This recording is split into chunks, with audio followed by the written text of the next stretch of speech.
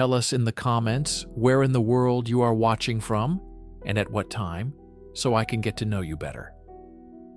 To support the channel for free, don't forget to subscribe and like the video. In the vast, sun-scorched landscapes of Western Australia, a crisis was brewing.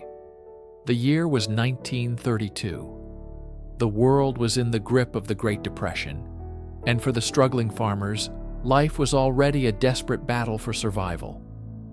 But they were about to face an enemy they never anticipated. An enemy that was resilient, cunning, and 2 meters tall. This is the incredible and almost unbelievable true story of when the Australian military declared war on an army of 20,000 birds and lost. This is the story of the Great Emu War. In the heart of 15th century Castile, the rhythm of life was dictated by 2 constants, the sword and the soil. The kingdom Isabella inherited was not a unified nation, but a frontier society, hardened by nearly 8 centuries of the Reconquista, the long campaign to reclaim Iberia from Moorish rule. This was a land where a soldier's promise was the currency of power, and a farmer's land was the ultimate prize. For generations, the Castilian crown had motivated its armies not just with appeals to faith, but with a tangible earthly reward, a share of the conquered territory. This system, known as the repartimiento, was the engine of expansion. A man who fought bravely could hope to trade his blood and loyalty for a plot of land, a chance to rise from landless peasant to propertied freeman. This promise echoed through every valley and across every plain, fueling the final push against the Emirate of Granada. But the reality on the ground was far more complex. The vast estates, the sprawling latifundios, were rarely granted to the common foot soldier. They were the spoils of victory for the true powers of the realm, the grand masters of military orders like Santiago and Calatrava, and the high-ranking nobles whose private armies formed the backbone of the royal forces. These magnates received immense tracts of land, transforming them into feudal lords of unimaginable wealth and influence. The common farmer, meanwhile, often found his situation little changed. He might have a new Christian lord instead of a Muslim one, but he remained tied to the soil, his life a cycle of planting and harvesting, of paying taxes and tithes to a distant master. This disparity created a deeply stratified society, a landscape of simmering tension between a powerful, land-rich aristocracy and a vast, land-poor peasantry. It was into this fractured world that Isabella stepped, armed with a vision of centralized royal authority. She understood that to forge a single Spain, she first had to tame the very warlords who had conquered its territory. Her challenge was to honor the soldier's promise without allowing the powerful to shatter her kingdom, and to protect the farmer's land from the rapacious greed of the nobles, ensuring that the crown, not the castle, was the ultimate arbiter of the realm. While the term Great Depression belongs to a future century, its shadow, in a metaphorical sense, loomed large over Isabella's Castile. The Queen's grand ambitions, the unification of Spain, the final conquest of Granada, and the establishment of a powerful, centralized monarchy, came at a staggering financial cost. This was not a depression born of market collapse, but one engineered by the relentless demands of the state.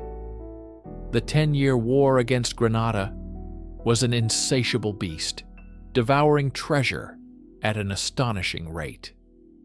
To fund this crusade, Isabella's treasury had to be filled by any means necessary, casting a long shadow of economic hardship across her kingdom. The burden fell most heavily upon the pacheros, the commoners who paid taxes. The nobility and the clergy were largely exempt, leaving the farmers, artisans, and merchants to finance the forging of Spain. Royal tax collectors became feared figures, their arrival in a village signaling the imminent seizure of grain, livestock, or coin. Isabella also resorted to forced loans and the seizure of assets, particularly from the wealthy Jewish communities who served as the kingdom's financiers. These measures, while effective in the short term, created deep wells of resentment and crippled local economies. Markets faltered not from lack of goods, but from a lack of currency, as so much of it was siphoned off for the war effort. Bad harvests, a frequent curse in the arid Castilian interior, compounded the misery, pushing many families to the brink of starvation. In response to this creeping crisis, Isabella demonstrated her characteristic pragmatism. She initiated significant monetary reforms to standardize and stabilize the currency, the maravedì, in an attempt to curb inflation and facilitate trade. She also championed the Mesta, the powerful guild of sheep ranchers, whose wool exports were a vital source of royal income. Yet these measures often felt like treating the symptoms while ignoring the cause. The fundamental problem was that the crown's expenditures vastly outstripped its regular income. This chronic financial strain created a volatile social atmosphere where poverty and piety mixed in a dangerous brew. It was in this climate of economic desperation that extreme solutions began to seem plausible, providing fertile ground for the scapegoating and persecution that would soon be unleashed by the Spanish Inquisition.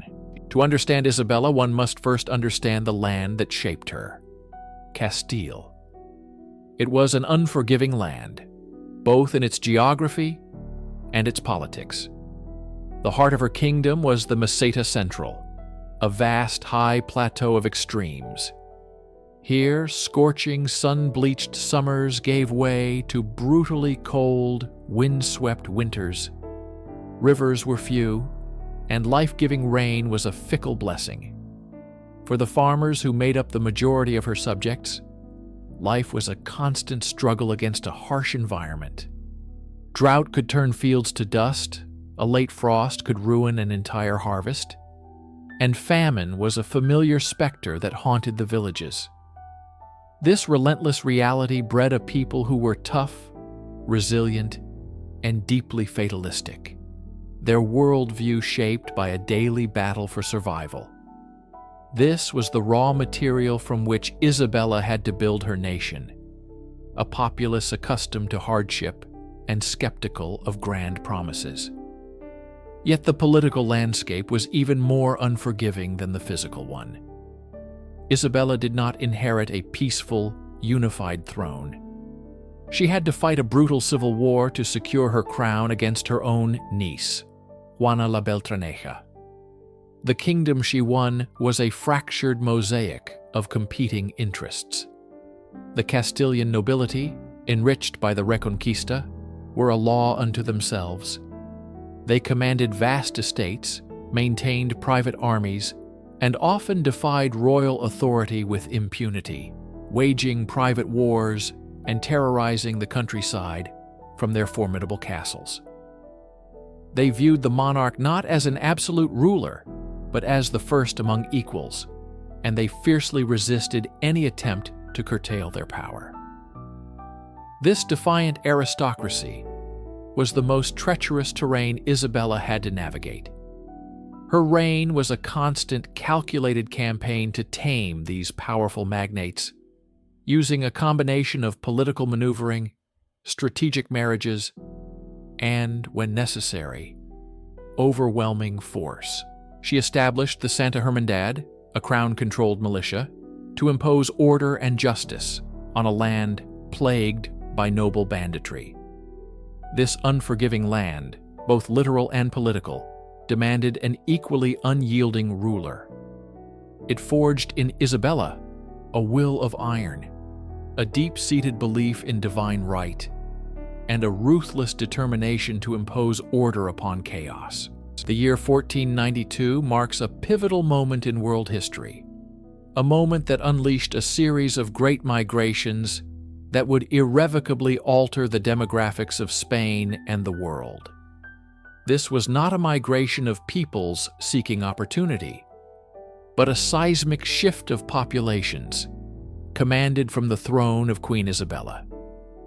The first and most traumatic of these movements was the expulsion of Spain's Sephardic Jews.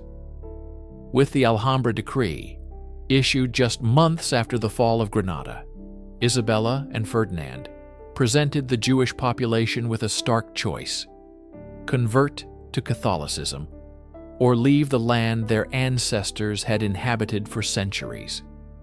In the space of a few months, a vibrant and integral community was shattered.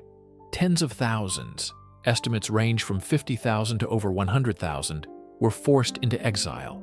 They were doctors, scholars, merchants, and financiers who had been woven into the fabric of Iberian life. This great migration was a tragic exodus, a vast brain drain that saw families abandon their homes and fortunes, carrying only what they could, scattering across North Africa, the Ottoman Empire, and Europe. This was but the first wave. The fall of Granada brought the kingdom's large Muslim population under Christian rule. While initially promised religious freedom, these Mudéjars soon faced mounting pressure to convert, becoming Moriscos, new Christians viewed with deep suspicion.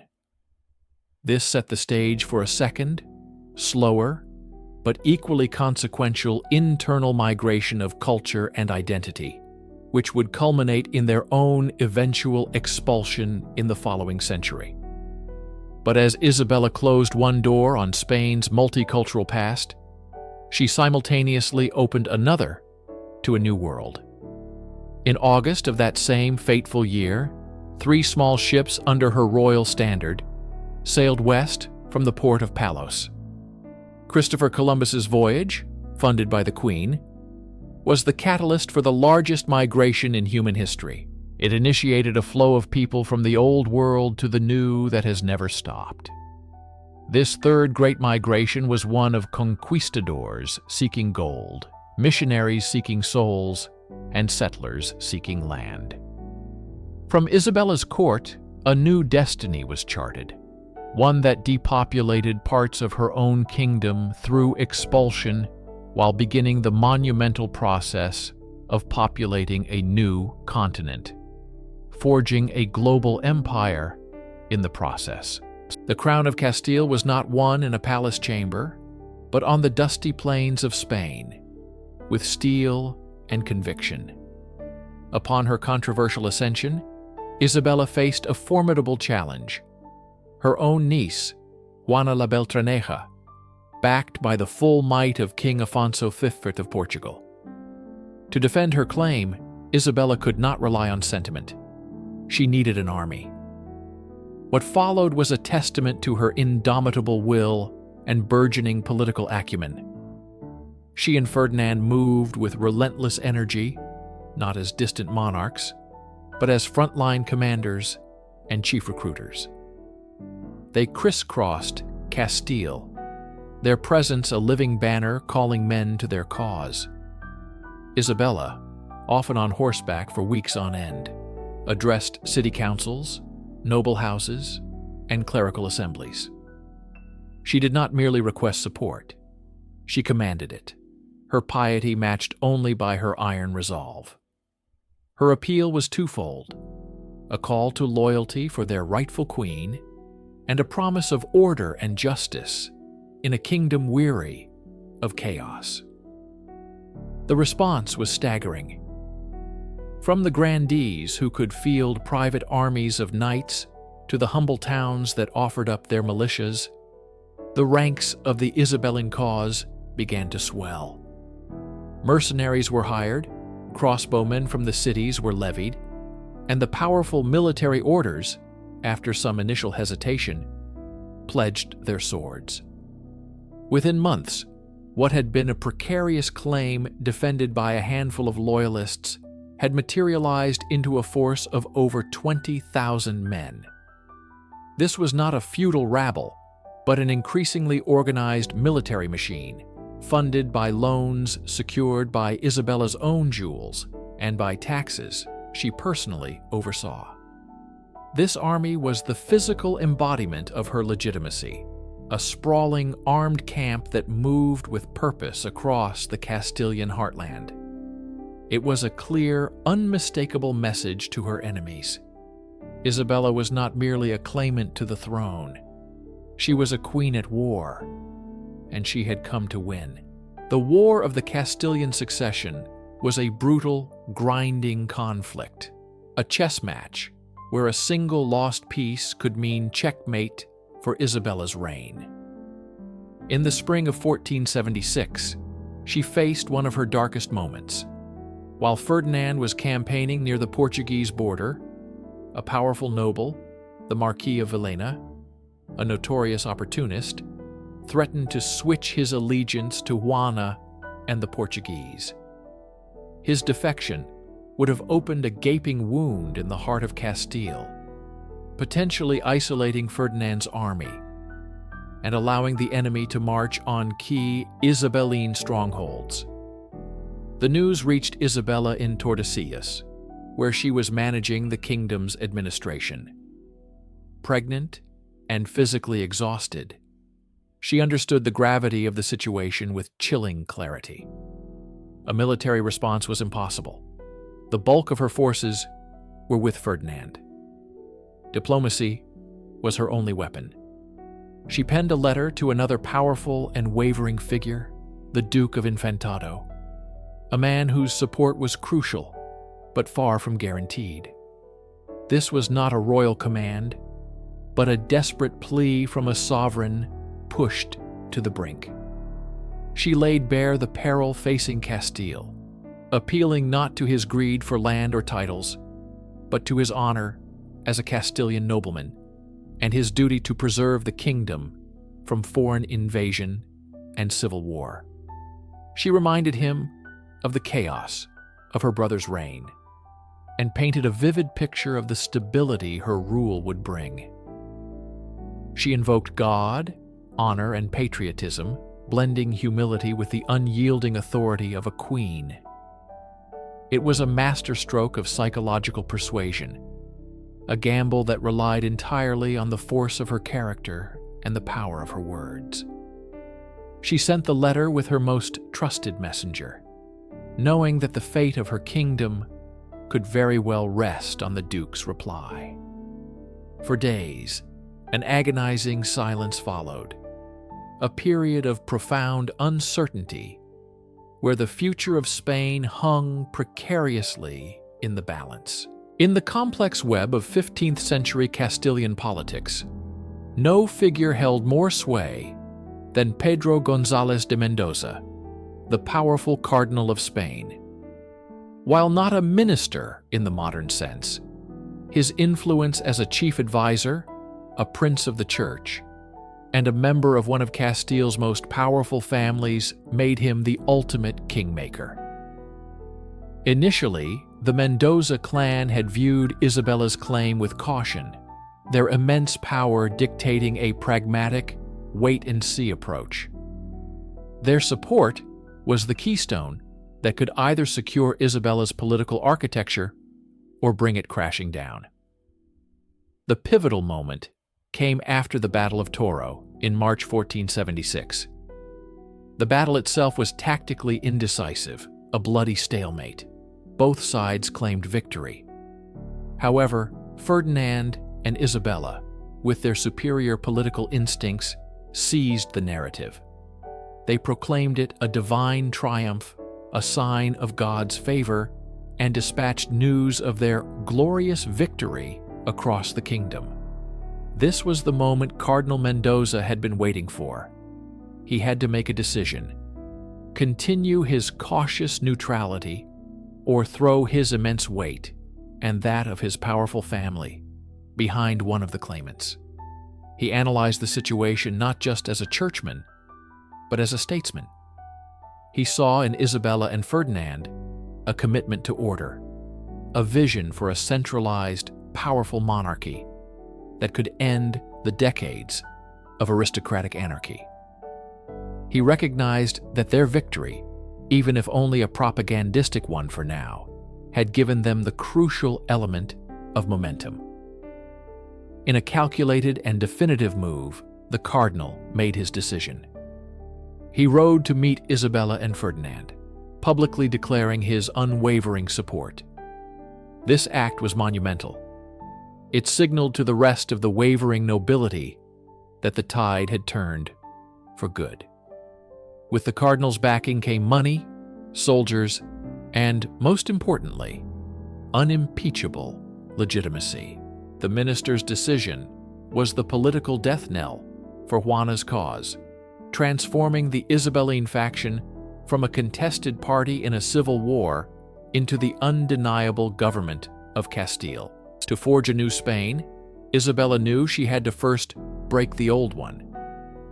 For centuries, the Castilian countryside had been terrorized by bandits and feuding nobles who acted as lawless kings of their own domains. Justice was a privilege, not a right, and royal authority often ended at the city walls. Isabella's solution was not just a new law, but a new and terrifyingly efficient machine of enforcement, the Santa Hermandad, or Holy Brotherhood. While there was no Major Meredith and no machine guns, the Hermandad operated with a similar revolutionary efficiency and impersonal lethality for its time. It was a national police force, funded by the towns and answering directly to the crown, bypassing the corrupt and self-interested local nobles. Their agents acted as investigators, judges, and executioners. When a crime was committed, the bells would toll, and a posse of mounted archers, the machine gunners of their day, would be dispatched. They were relentless trackers, and their methods were brutal and swift. Once a suspect was caught, justice was summary. A trial was held on the spot by local Hermandad officials. For serious crimes like murder, rape, or robbery, the sentence was almost always death. The condemned were taken to the nearest tree and executed with a crossbow bolt to the chest, their bodies often left hanging as a grim warning to other would-be outlaws. This system was shockingly effective. It bypassed the slow, corruptible aristocratic courts and imposed a uniform, royal justice across the realm. The nobility hated the Hermandad, seeing it as a direct assault on their traditional power, which it was. For the common people, however, it brought a level of peace and security unknown for generations. This force was Isabella's instrument for pacifying her kingdom from within, a brutally efficient mechanism that broke the back of feudal lawlessness and established the absolute supremacy of the Crown's law. By late October 1932, the farmlands of Western Australia had become a battleground. Thousands of World War I veterans, lured to the marginal wheat belt by government promises, faced a new kind of crisis. The Great Depression had already crippled them financially, and now a force of nature threatened to finish the job. An estimated 20,000 emus, driven by drought from the interior, descended upon the region in a great migration. For the birds, it was a search for water and sustenance. For the farmers, it was an invasion. The fences, intended to protect their precious wheat crops, proved to be little more than a minor inconvenience for the large, powerful birds who trampled them and devoured everything in their path. The farmers, many of whom had faced machine gun fire in the trenches of Europe, felt they knew the solution. In a deputation to the Minister of Defense, Sir George Pierce, they made an unusual request: deploy the military's machine guns against the birds. The request found a receptive ear. Pierce, seeing a multifaceted opportunity, agreed. It was a chance to provide tangible aid to the struggling veterans, engage in some well-publicized pest control, and, not insignificantly, provide live target practice for the Royal Australian Artillery. The mission was greenlit. The so-called Emu War was about to begin, and its army was dispatched. Major G.P.W. Meredith of the 7th Heavy Battery of the Royal Australian Artillery was given command of the operation. He was accompanied by 2 soldiers, Sergeant S. McMurray and Gunner J. O'Halloran. Their arsenal was formidable: 2 state-of-the-art Lewis automatic machine guns and 10,000 rounds of ammunition. A Fox Movietone cinematographer was even sent along to capture the expected triumph for the newsreels. As the truck carrying the small contingent and their heavy weaponry rolled into the Campion district, there was an air of supreme confidence. The farmers greeted them as saviors. The soldiers viewed it as a simple, if bizarre, task. How could a flock of birds, no matter how large, stand against the mechanized killing power of the modern age? The solution seemed absolute, the outcome a foregone conclusion. The 2nd of November 1932 was slated to be the day of reckoning. Major Meredith and his 2-man army, guided by local settlers, moved into the Campion district, ready for the first engagement of the war. An advance party had spotted a manageable flock of approximately 50 emus, and the soldiers prepared a textbook ambush. The Lewis guns were set up, the men took their positions, and they waited for the unsuspecting birds to wander into the kill zone. But the emus refused to follow the script. The birds remained just out of effective range, seemingly aware of the threat. Frustrated, the locals attempted to act as beaters, trying to herd the flock towards the waiting guns. Instead of complying, the emus demonstrated an unnerving tactical acumen. The flock instantly split into several small groups and scattered in every direction, running at speeds the soldiers' equipment could not match. The first attempt ended without a single shot being fired in anger. 2 days later, on November 4th, a more promising opportunity arose. A massive congregation of over 1,000 emus was sighted near a local dam. This was the decisive moment Meredith had been waiting for. He ordered his men to take up a concealed position, ensuring the element of surprise. The gunners had a perfect field of fire as the huge, unsuspecting flock approached. The order was given, and the chattering roar of the Lewis gun shattered the Outback quiet. For a fleeting moment, it seemed like a slaughter was inevitable. But then, disaster struck. After firing just a dozen rounds, the first machine gun jammed. Before Sergeant McMurray could clear the stoppage and re-engage, the element of surprise was lost. As the second gun opened up, the emus, rather than panicking into a predictable retreat, scattered chaotically. They ran, not as a herd, but as 1,000 individuals moving in 1,000 different directions. The gunners sprayed bullets across the landscape, but the erratic, high-speed targets were nearly impossible to hit. In his official report, a humbled Major Meredith stated that perhaps a dozen birds had been killed. It was a paltry sum for the expenditure of nearly 2,500 rounds of ammunition. The engagement at Campion was not the swift victory everyone had anticipated. It was an embarrassing failure, a clear sign that this war would not be won easily. The humbling outcome at Campion forced Major Meredith and his men to reevaluate their enemy. These were not the dumb, passive creatures they had expected. The emus possessed a surprising resilience and an uncanny ability to evade danger that bordered on tactical genius. The soldiers trained to fight organized human armies found themselves completely outmaneuvered by what Meredith would later describe as feathered Zulu warriors. He noted with a mixture of frustration and admiration that the emus seemed to have a sophisticated command structure. Large flocks would invariably be led by a large, black-plumed bird that would act as a sentinel. While the others fed or drank, this leader would keep watch, and at the first sign of trouble it would issue a warning, causing the entire flock to scatter long before the soldiers could get into effective range.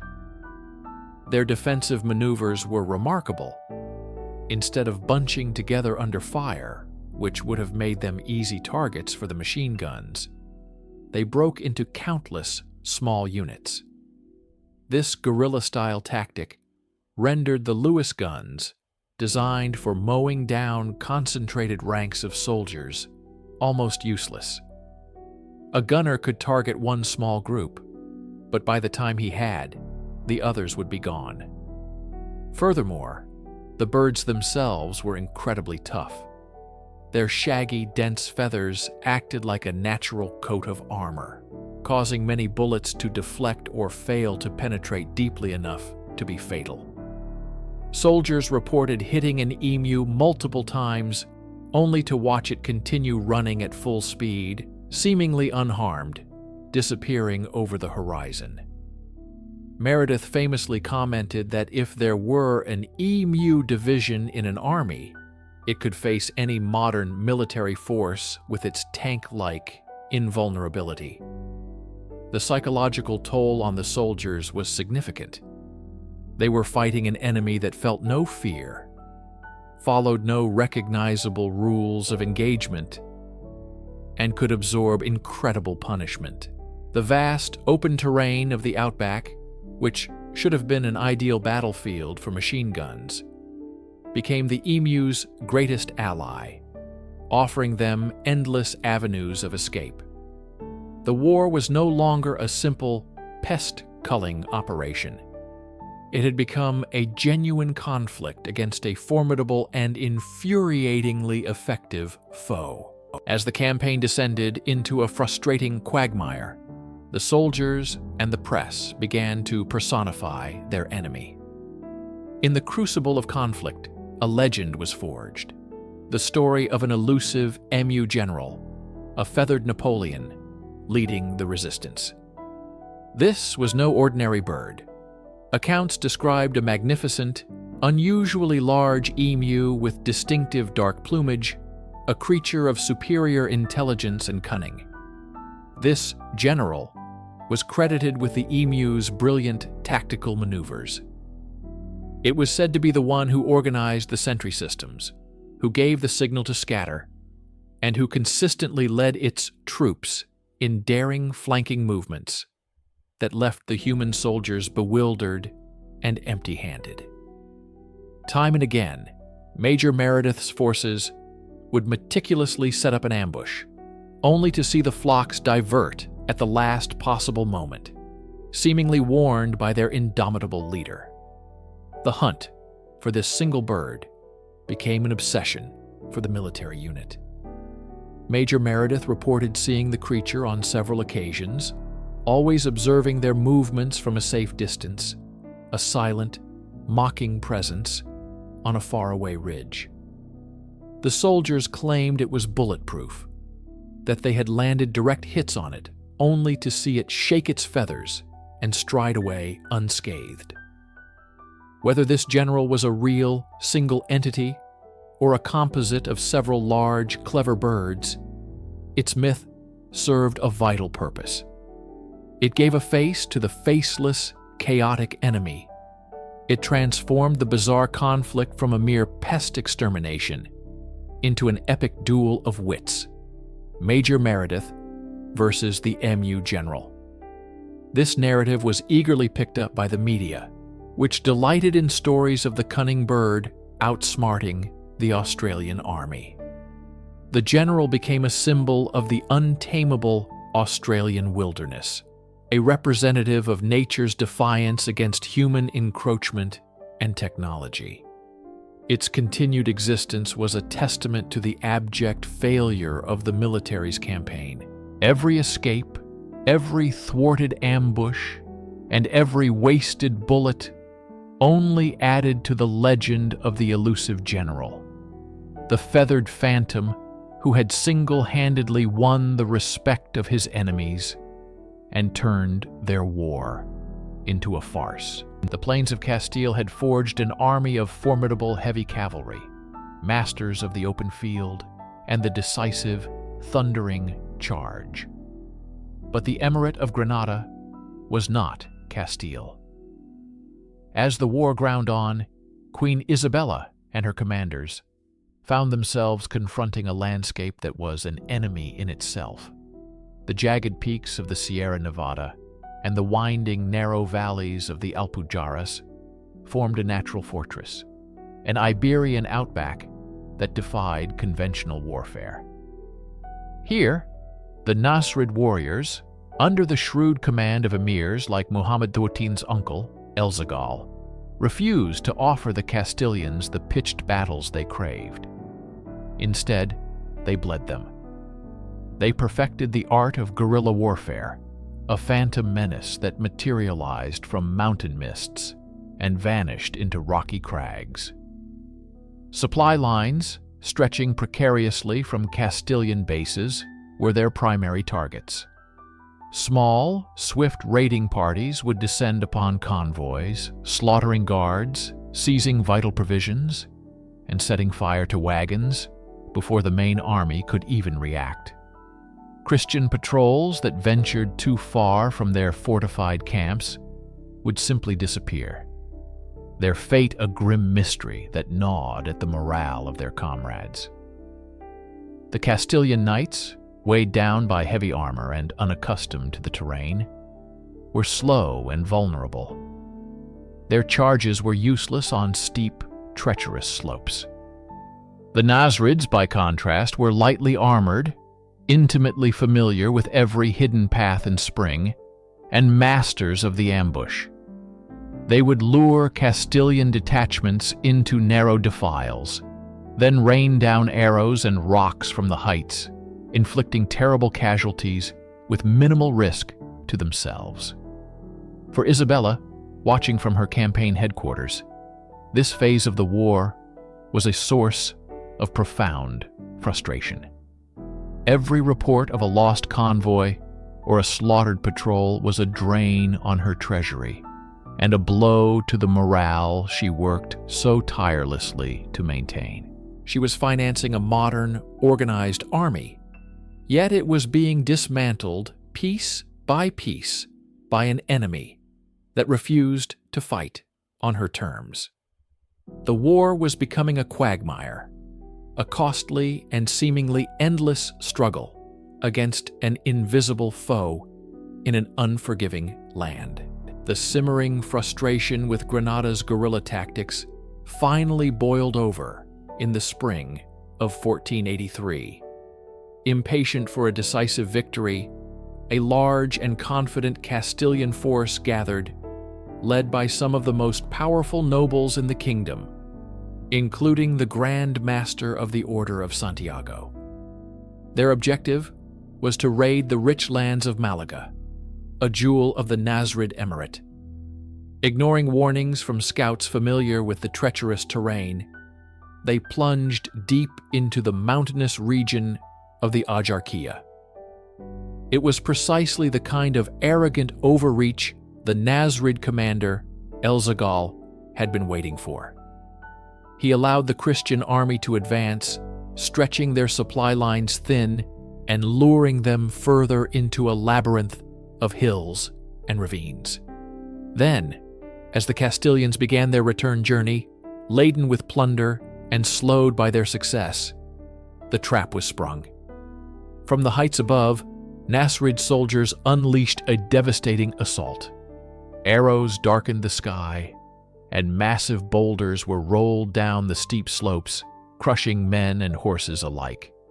The narrow paths turned into killing grounds. Panic erupted in the Castilian ranks. The knights, unable to form a battle line or execute a cavalry charge, were utterly helpless. What began as an orderly withdrawal quickly devolved into a desperate, chaotic scramble for survival. The Grand Master of Santiago was slain, and hundreds of Spain's finest warriors fell alongside him. Many more, including a host of prominent counts and commanders, were captured and paraded through the streets of Granada in chains. News of the disaster of the Aujarquía sent shockwaves through Isabella's court. It was not merely a defeat, it was a profound humiliation.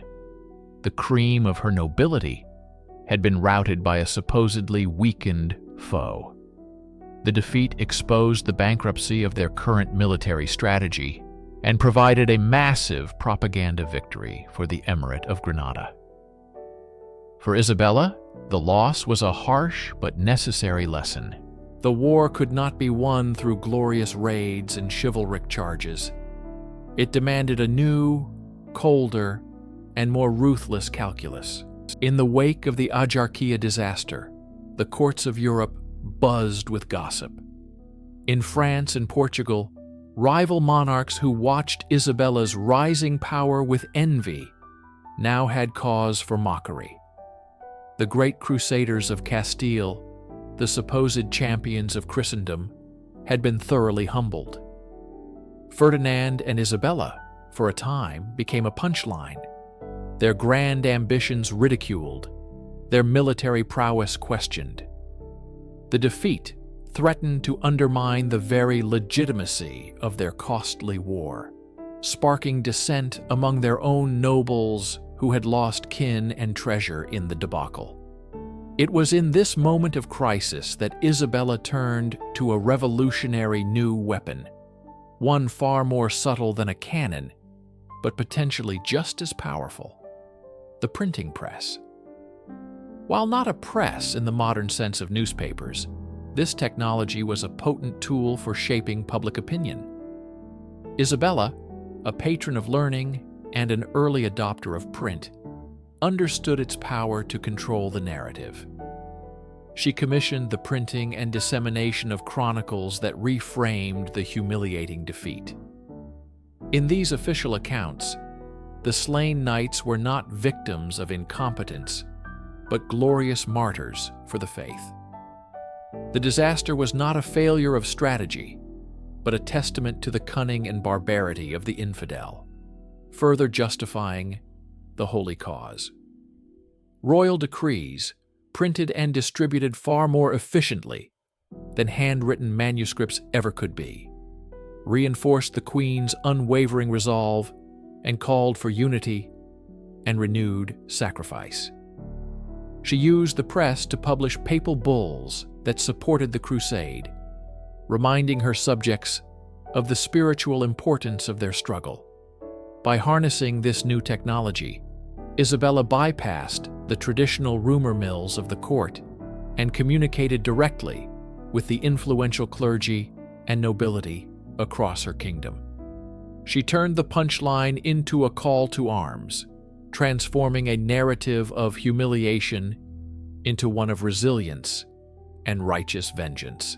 She was learning that forging a nation required not only winning battles on the field, but also winning the war for hearts and minds. A war in which the printed word was her sharpest blade. The sting of humiliation at Aujarquía forced a radical strategic rethink. The age of chivalrous raids was over. The era of relentless, systematic conquest had begun. Isabella and Ferdinand initiated a second offensive, fundamentally different from all that had come before. It was to be a war of attrition, a methodical strangulation of the Emirate of Granada. The new strategy, which would become the hallmark of the final phase of the Reconquista, was known as the Tala, the systematic destruction of the enemy's agricultural heartland. Castilian forces would no longer simply raid for plunder. They would march with the express purpose of burning crops, cutting down orchards, and destroying irrigation systems. The goal was to starve Granada into submission, to sever the economic roots that sustained its military resistance. The centerpiece of this new offensive, however, was artillery. Isabella invested enormous sums of royal and borrowed capital into creating a modern siege train, purchasing and commissioning the largest cannons Europe had yet seen. These powerful bombards could reduce in days stone walls that had stood for centuries. The war now became a slow, deliberate march from one fortified city to the next. Instead of chasing ghosts in the mountains, the Castilian army would surround a target, Alara, Setenil, Ronda, and begin a relentless bombardment. Isabella's personal involvement was total. She was the quartermaster general of this new war, a logistical genius managing the immense task of feeding, paying, and supplying a permanent army in the field. She established field hospitals, a revolutionary concept for the time, to care for the sick and wounded, maintaining the army's fighting strength. This second offensive was brutally effective. One by one, the white-walled cities of Andalusia fell. The capture of Ronda in 1485, a city considered impregnable, was a testament to the power of their new artillery and a devastating blow to Nasrid morale. The war was no longer a series of seasonal campaigns. It was a permanent, grinding machine of conquest, and Queen Isabella was its unyielding operator. The war for Granada was not a conflict of grand, decisive battles, but a slow, agonizing process of strangulation. By the late 1480s, the campaign had settled into a brutal rhythm of attrition, a grim testament to Isabella's unyielding resolve. This was warfare in its most grinding, unglamorous form. The strategy, masterminded by Ferdinand and financed by Isabella's relentless efforts, was known as the Tala, a systematic devastation of the land. Year after year, as the seasons turned, Castilian armies would march into the fertile plains of Granada, not to conquer cities in a single stroke, but to burn them. They torched fields of grain, chopped down olive groves and fruit orchards, and destroyed irrigation systems that had sustained the region for centuries. The goal was simple and cruel: to starve the enemy into submission. The Emirate of Granada, once a jewel of prosperity, was being bled dry, its lifeblood seeping into the scorched earth. For the soldiers on the front lines, life was a miserable cycle of siege warfare, skirmishes, and disease. The mountainous terrain favored the defenders, and every fortified town had to be taken by force, a costly affair in both blood and treasure. Dysentery, typhus, and other camp illnesses were often more lethal than the enemy's scimitar. Yet, Isabella's presence was a constant, galvanizing force. She did not merely direct the war from a distant palace. She was there, near the front, a queen in the camp. She oversaw the vast logistical network required to keep the massive army fed, equipped, and paid. Her most revolutionary contribution was the creation of mobile field hospitals, the Hospitales de la Reina. Staffed by doctors and surgeons, these ambulances provided unprecedented medical care to the wounded, a clear signal to her soldiers that their lives mattered. This was a war of wills, and Isabella's was forged from iron. While Ferdinand commanded in the field, she managed the kingdom, raised taxes, negotiated loans, and even pledged her own jewels to secure the funds needed to press on. The grim reality was that Spain was being forged in a crucible of suffering, and the Queen was not just the architect. She was the stoker of the flames, convinced that the cost, however high, was a necessary price for a unified Christian Spain. By the autumn of 1491, the final act of a centuries-long drama was set to unfold. The Emirate of Granada, once a sprawling kingdom, had been reduced to the city itself. A vast Christian army, numbering some 50,000, had encircled its walls, not for a direct assault, but for a final, suffocating siege. In a remarkable display of intent, Isabella ordered the construction of a permanent military city just outside Granada. Named Santa Fe, or Holy Faith, it was a stone and mortar declaration that the Castilians were not leaving until the Moorish banners fell. Inside Granada, the mood was desperate, food was scarce, and hope was scarcer. The city's ruler, Mohammed Thuin, known to the Spanish as Boabdil, saw the futility of further resistance.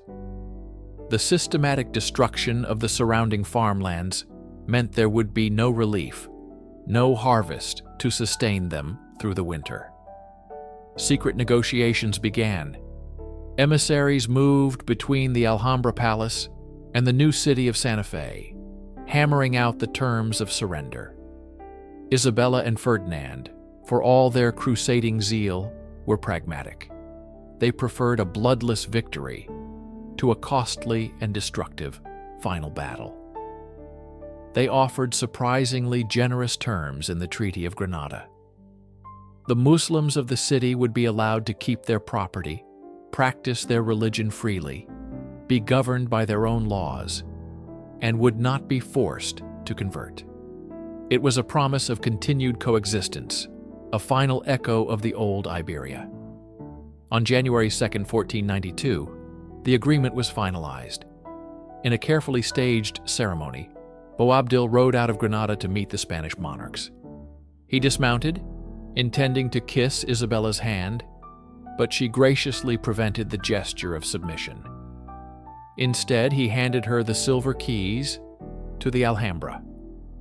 As the story goes, he looked back at his beloved city one last time from a rocky outcrop, which would forever be known as El Último Suspiro del Moro, the Moor's last sigh.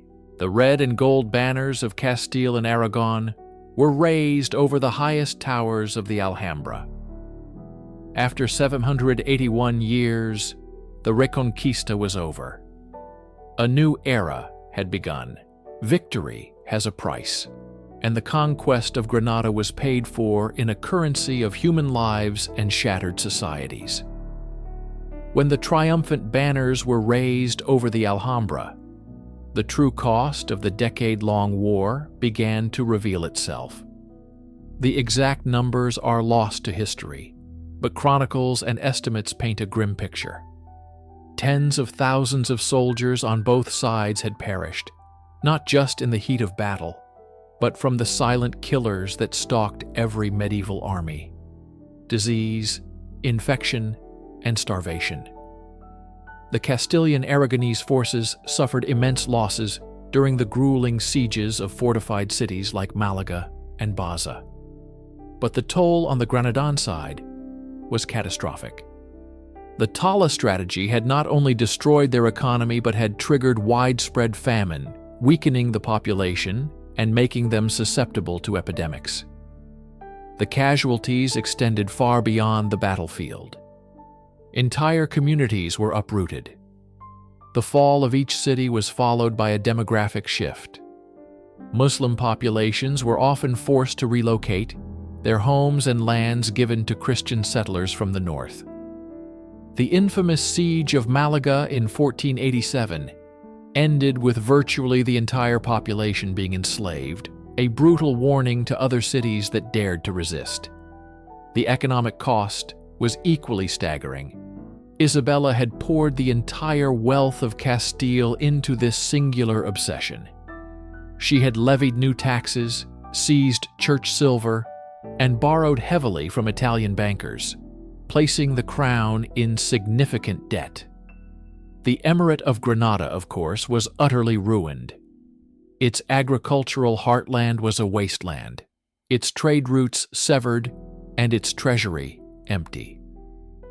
Isabella's investment in military medicine, her famous Hospitales de la Reina, was a direct response to this horrific rate of attrition. She understood that preserving the lives of her veteran soldiers was a strategic necessity.